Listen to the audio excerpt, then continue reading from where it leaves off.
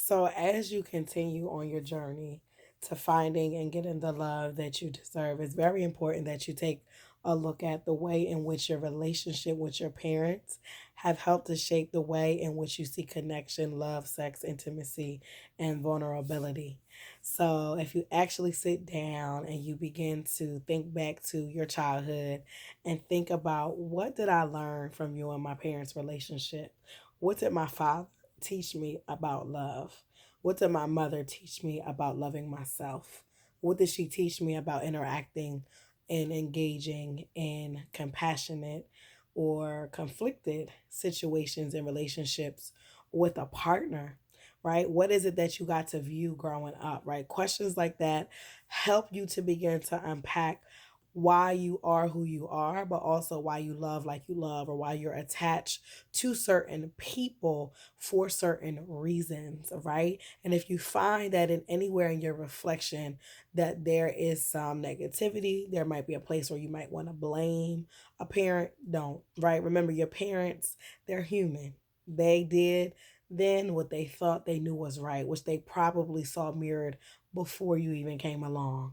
So I ask that you see them as human, but I also ask that you give them grace and mercy, and that you don't forget the things that you've witnessed or experienced with your parents, but that you learn how to forgive them for those things that you feel as though may have impacted you and your ability to love or receive love or even to give love during your own journey, right? And then ultimately, I invite you to consider that now that you're grown, right, is that you honor your own self, right? It wasn't your fault, whatever it is you experienced or saw or whatever happened in the past, but it is your responsibility to heal.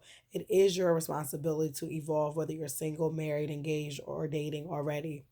But it is your job to now internally develop your own intuition in such a way where you have your own internal inner mother and that can nurture you and care for you and love on you, but that you also have your own internal father who grounds you, who makes you feel safe and secure and protected and provided for. And again, maybe that's not something you grew up with, but that is certainly something that you can do inner healing work to evolve into, so that you feel more confident and you feel more at a place where you're grounded enough and you're whole enough and you're complete enough and you understand who you are enough and where you came from, how that shapes who you are and how that shapes your ability to love, will make you even more attractive to a potential partner or potential mate.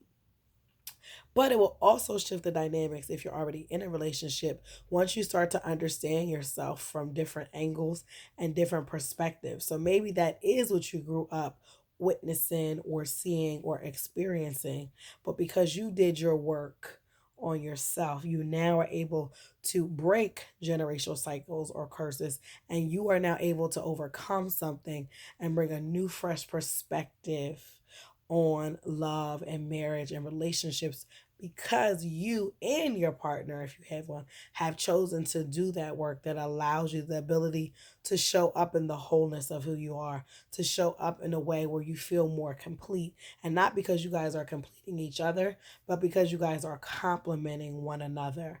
And with you guys complementing each other, you're able to bring two wholes instead of two halves to the table, which allows for overflow and allows for you then to come together and become an example for others. So you're healing and you're evolving and you're growing, and you looking back and connecting that to where you are is not just about you. It's about the generations to come.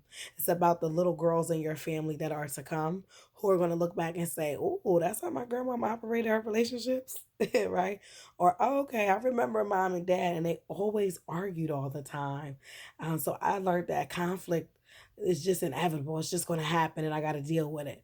What is the legacy, the love legacy that you want to leave this season, that you want to leave in this decade, that you want to leave in this lifetime for those who are to come after you? Think about that and then begin to shift your own actions and behaviors to match the direction that you want to go in.